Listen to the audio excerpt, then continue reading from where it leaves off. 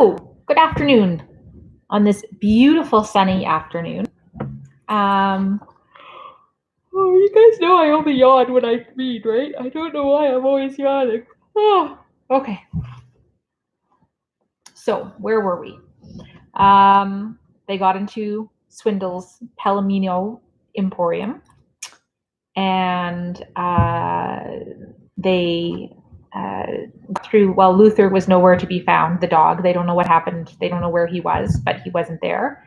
And they got in with the right passcode. And of course, Ben was in the crate, and he got out, and it all worked out just exactly how Griffin planned. Excuse me again. They all got out exactly how it planned, and then the lockbox wasn't there. Swindle has taken the box. So they now have to regroup. Now, I will say, though, that this can't be the end of the book, because this is where we are. So we know, I kind of knew that it couldn't have happened that easily, because we have so much more book left. Okay. So we're starting on chapter 12. One more big yawn.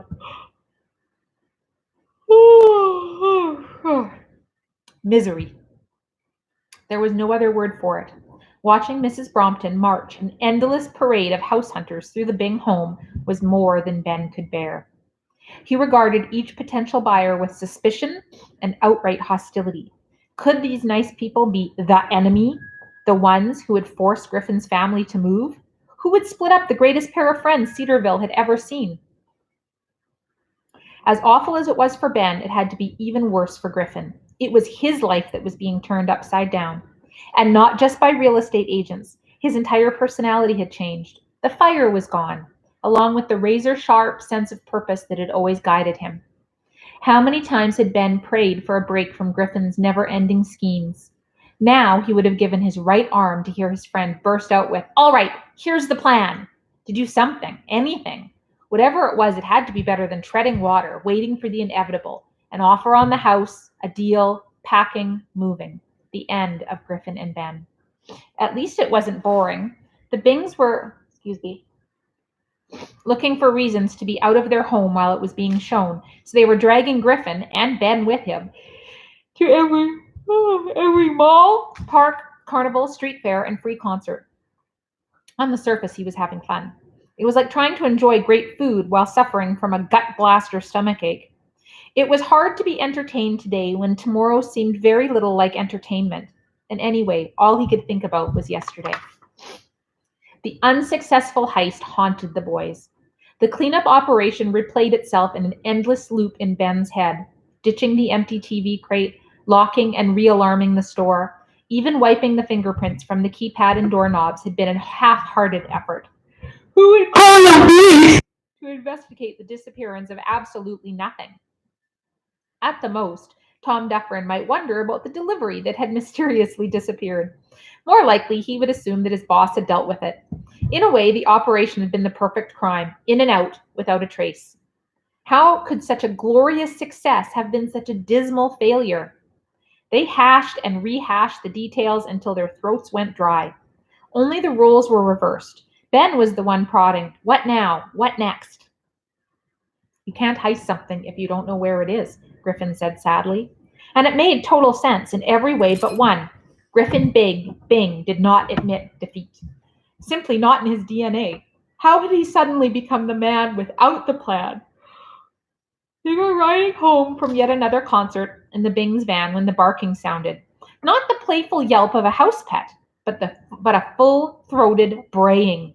"Goes to show you how I've got Swindle on the brain," Griffin mumbled unhappily. "For a minute there, I could have sworn I heard Luther." Ben peered out the rear window. A large black dog was chasing them. "I don't think that's even a Doberman." As they left their pursuer yowling stubbornly on the road, a thoughtful expression appeared on Ben's face. "Wait a minute. It wasn't Luther, but it could have been." Griffin regarded him oddly. "It could have been my grandmother, too, but it wasn't. What are you talking about? Don't you get it? The real Luther has to be somewhere. He wasn't at the store heist He wasn't at the store on heist night. Where was he?" Griffin gave a listless shrug. "At home, I guess. Swindle probably gave him a few days off threatening people at Palomino's Emporium. It's no big deal. The card isn't even there anymore. Think, Ben ordered. What if Luther's absence and the card's absence are connected? Don't talk in riddles, man. Luther's a guard dog, Ben reasoned. When the Bambino was at the store, so was Luther. But if Swindle brought Luther home, light dawned on Griffin. The card is at Swindle's house. When they reached the Bings, Griffin and Ben made a beeline for the phone book. Please let the guy live in town. Griffin threw the directory open to the P's, more specifically, Palomino, SW. There was the address, 531 Park Avenue Extension. That's not too far from the store, Ben exclaimed Griffin breathlessly. We did it, Griffin. We figured out where the card is. Griffin nodded, his cheeks flushed with purpose. Now all we need, Ben finished his sentence, is a plan. And not just any plan. This time we need the ultimate plan. Chapter 13. Swindle's house, 531 Park Avenue Extension. Number 1, 2-story home, steep pitched roof. Number 2, chain link fence, even higher than its store. Ugh, why me? Number 3, no neighbor in back, town water tower. Number 4, private property signs. 2.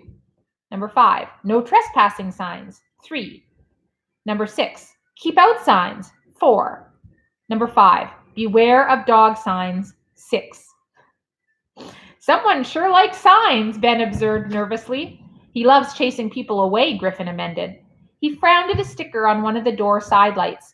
These premises protected by an Ultratech Sentry Max security system with wireless radio transmitter for instant police alerts.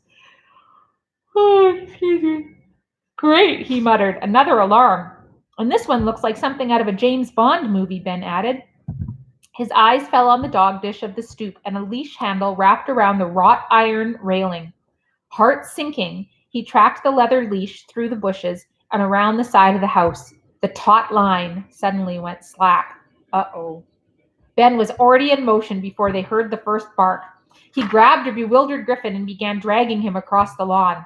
Luther exploded from behind the house in a pose that had already become too familiar, a ravenous predator in pursuit of prey. The road! Griffin rasped. The two flung themselves over a curb a split second before Luther ran out of leash and was yanked back by his collar. A motorcycle swerved to avoid the boys as they pounded down the street. The Doberman twisted and writhed, howling its outrage. I guess we better tell Savannah that her dog whispering is only temporary, Ben panted. A slow chuckle mingled with Luther's angry braying. Griffin turned to notice an elderly neighbor in a rocking chair on the porch of number 530. The man was peering at them over his reading glasses with great interest. Haven't seen you two around before. Are you new in town? Griffin hesitated. It would be risky to say yes. Just because he didn't recognize the old guy didn't mean that he might not be a friend of Griffin's family. Cedarville was, after all, a fairly small community. We're experimenting with some new ways home from school, he replied. Bully problems. The man's face darkened. Kids today, you wouldn't believe the things I see sitting in this very chair. Griffin swallowed hard. The chair was perfectly positioned to watch the neighborhood in both directions.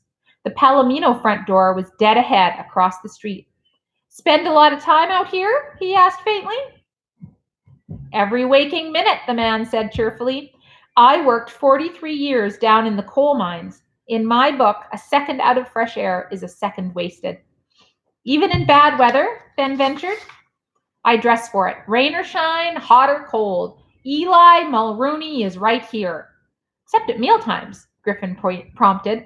That's what a microwave is for, Mr. Mulrooney said agreeably, so I don't have to waste time cooking. Got no computer and no TV. Plenty of top-notch entertainment right out here. Like watching you two hot-footing it across the road with Luther on your tail. He treated himself to a good laugh. Think you were better off with the bullies. At least they don't bite. Griffin and Ben tried to laugh with him.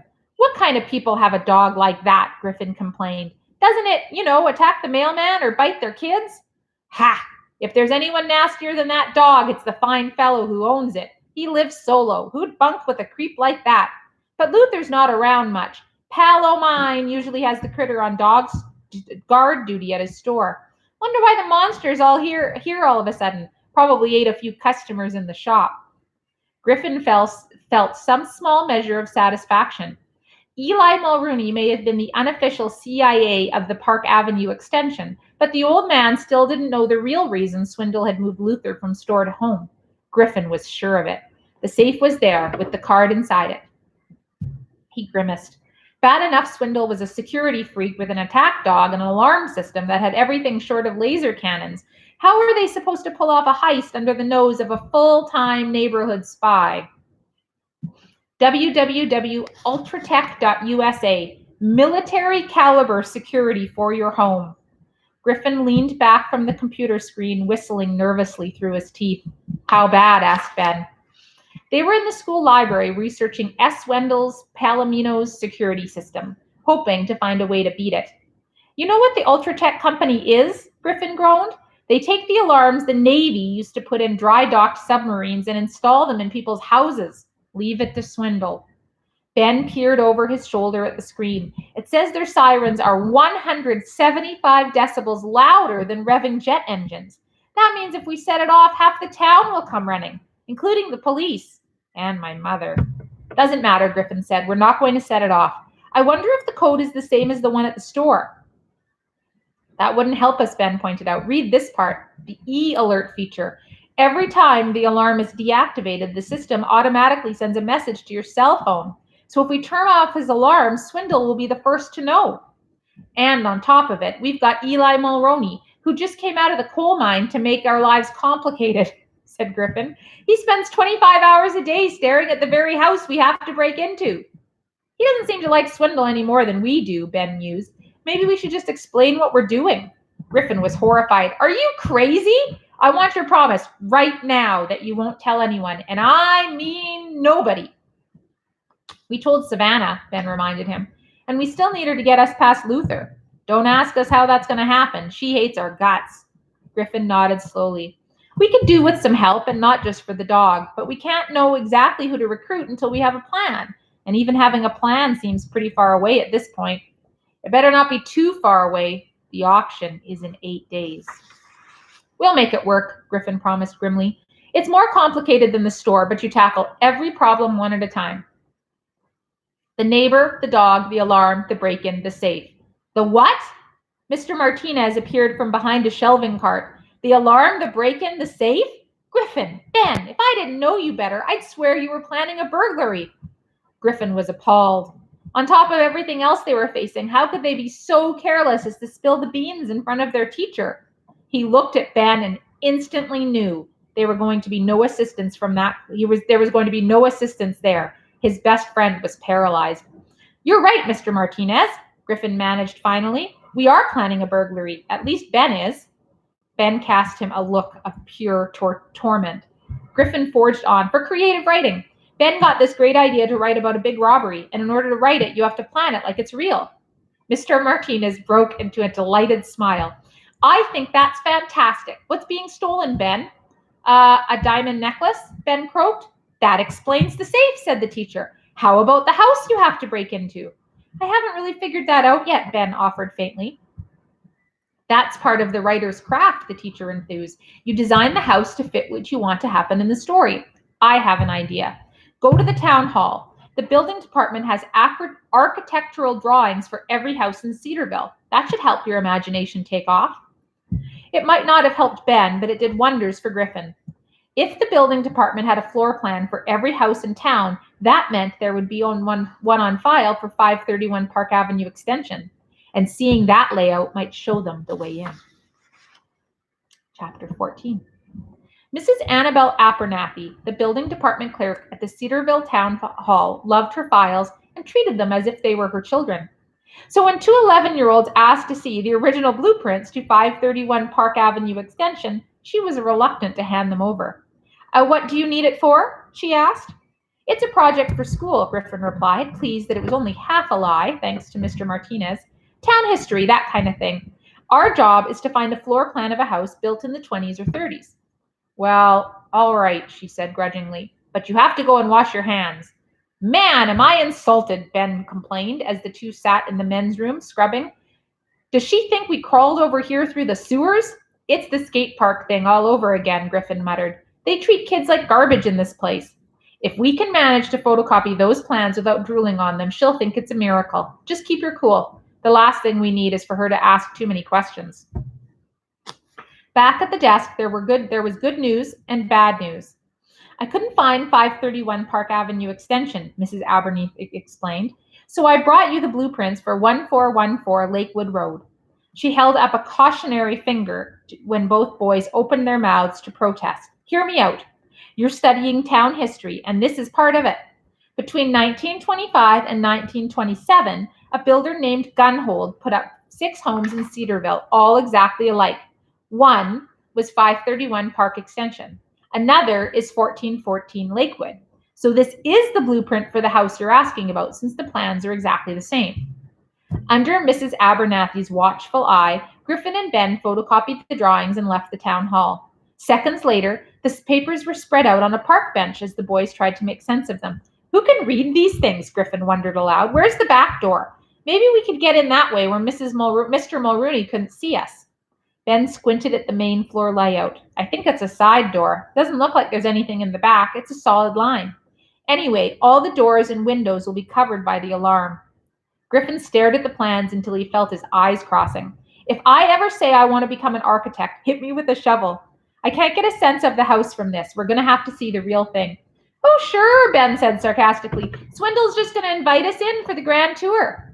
Probably not, Griffin agreed. But the people at 1414 Lakewood might. Why would they? Griffin grinned. Let's go over to Burger King and pick up some ketchup packets. I'll explain on the way. Ooh, I think I know what he's doing with the ketchup packets. When the lady of the house opened the door of 1414 Lakewood Road, the sight that met her eyes told a chilling story. 2 boys stood on her front porch, the smaller of them dripping blood from a badly scraped arm. As usual, Griffin did the talking. My friend fell off his bike. Can we please come in and use the phone to call his mother? Of course, she exclaimed. But first we need to wash that arm so it doesn't get infected. Come with me. Thank you, whimpered Ben. He hoped she attributed the weakness in his voice to shock rather than fear their hostess might clue in that all the blood on his arm was actually meant to be dolloped in French fries. The woman hustled him up the flight of stairs into a small white tile bathroom. Wash your arm with soap, she instructed, rummaging in a drawer for antiseptic and bandages. I'll wait down here, Griffin called from below. He was already busily scouting the rooms and hallways, looking for an entry point from the outside. He felt a shiver of excitement as he looked around. Yes, he knew this wasn't really Swindle's house, yet it was supposedly an exact replica. This was like being behind enemy lines. The heist was almost underway. He unfolded the blueprint of the first floor, matching up walls and doorways. Front door, side door. Some of these windows would be big enough to crawl through. Oh, but what about the alarm? Wait a minute. The basement. He found the entrance and flitted silently down the cellar steps. The windowless basement was entirely underground with no access to the outside. Another dead end. In the second-story bathroom, Ben had finished washing the ketchup off his arm. It was a good thing that he'd had that wipeout in front of the Bing's for sale sign, he reflected. The scrapes were legitimate, even if the blood wasn't. See, said the woman, spreading ointment over the skin. It's already starting to scab over. You're a fast healer. Thanks, he mumbled. Sorry to bother you. His mind was downstairs with Griffin. Had his friend made a breakthrough? Had he discovered a way into this house? Swindle's house, really, that wouldn't set off the alarm? Suddenly, the sun burst from behind a cloud, and a beam of light shot straight from the heavens to illuminate the white gauze that wrapped Ben's elbow. Sunlight? But this bathroom had no windows. Bewildered, he looked straight up, and there it was. The room was taller than it was wide, with a cathedral ceiling that followed the slope of the roof outside, and dead center was a heavy glass skylight. That's nice, he croaked, pointing skyward. Is that a window too? I mean, does it open? It did, she replied. We had a special pole to prop it up, but the pole broke years ago, and now they don't make replacements. She finished bandaging his arm. Now let's go downstairs and phone your mom. You know what? I don't want to scare her. I'll just ride home. I'm feeling a lot better, thank you. And he was, but it had nothing to do with his arm. He had found a way in.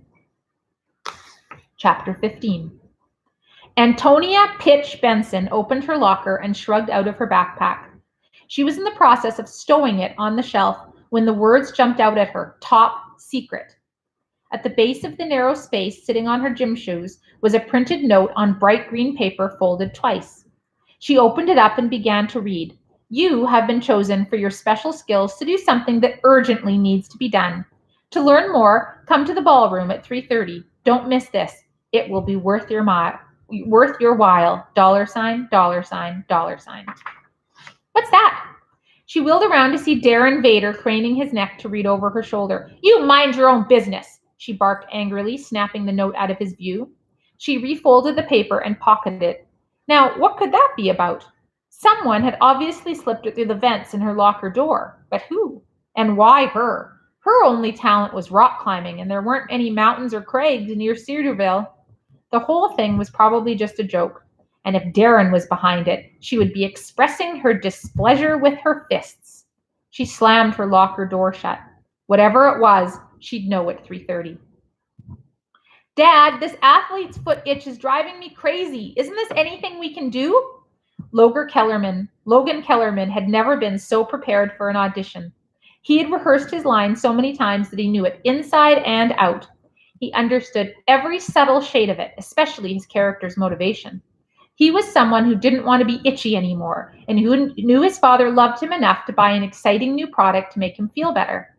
The role had become so much a part of him that sometimes he could actually feel the prickling irritation between his toes. There was no way the director of that commercial could overlook his performance. No way in the world. Dad, this athlete's foot itch.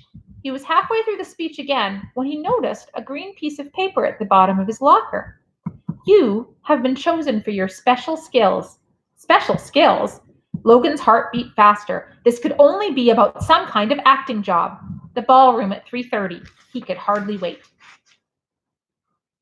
Melissa Dukakis wasn't sure what to make of the folded green invitation. She had never been invited to anything before. Special skills? What could that mean? She was a C student who didn't know a lot of people and kept to herself. Maybe this was a mistake, the wrong locker, or maybe even the wrong Melissa. There were several others in the school. That must be it, a mistake. She would go at 3:30 just to explain the mix-up. The green top secret note crumpled in her pocket. Savannah Drysdale stormed past the gym. She'd been halfway home before she'd changed her mind about this meeting. Why lose sleep wondering what all the secrecy was about, as if she didn't already know? Griffin Bing and his sawed-off sidekick. The ballroom was actually a storage area by the gym. It was piled high with dead tennis balls, shattered ping pong balls, ripped baseballs, cracked golf balls, squashed soccer balls, leaky footballs, and basketballs, lopsided medicine balls, untethered tethered balls, and balls from sports that no one ever played, bocce balls, water polo balls, rugger balls, and even a few that nobody could identify. Coach Nimitz could not bring himself to throw a ball away. He truly believed that one day he would find the right pump or patch. Then all this equipment could be used to promote physical fitness for children. It was in this rubber and horsehide graveyard that Savannah found a meeting already in progress.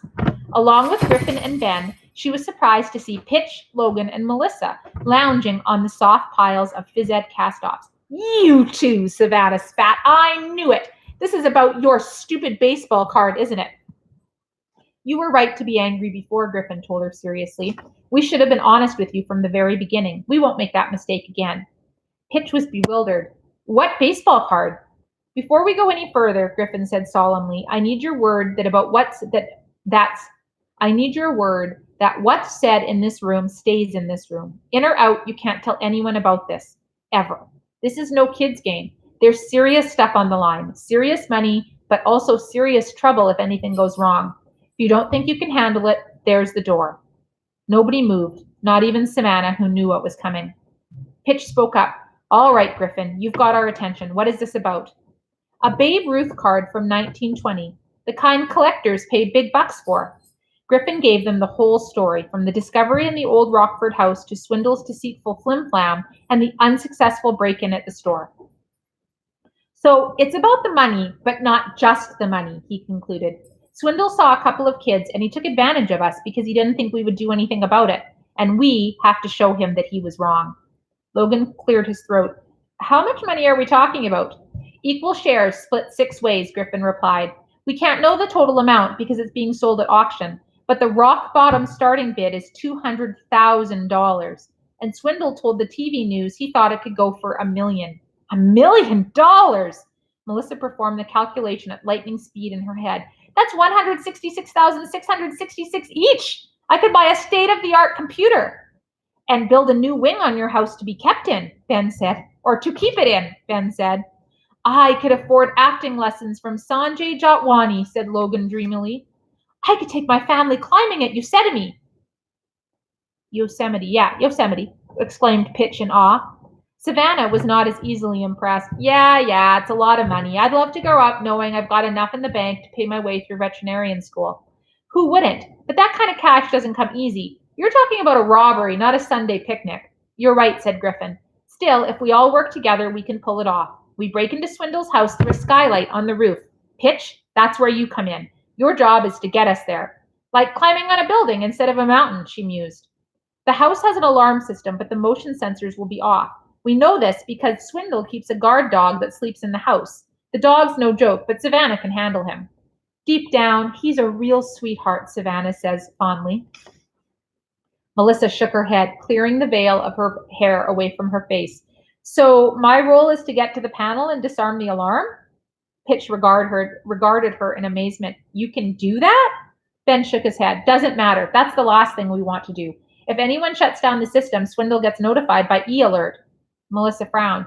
So what do you need me for? You know more about computers than anyone else in this town, Griffin replied. Can you hack into Swindle's email?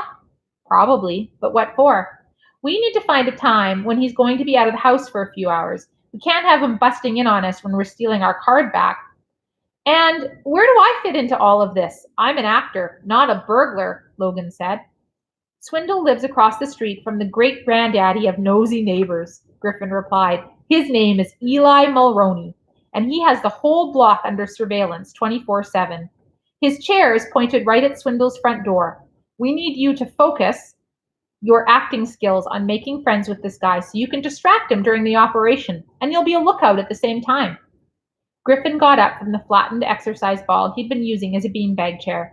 I know it sounds crazy, and I know it sounds dangerous, but if you break it down into everybody doing their job, you'll see that no single part is impossible. We just have to put all the pieces together in the right order. We can do this. Now, who's on board? That's all I'm going to read for today. So we are about halfway done. So we're just starting chapter 16, which I'm not going to start until after spring break. So anyone who hasn't had a chance can catch up. But I'll be back on Monday, I don't know, April something. Hi, Lily. Hi. How was your dance class? Good. Yeah? Okay. Talk to you soon. Bye.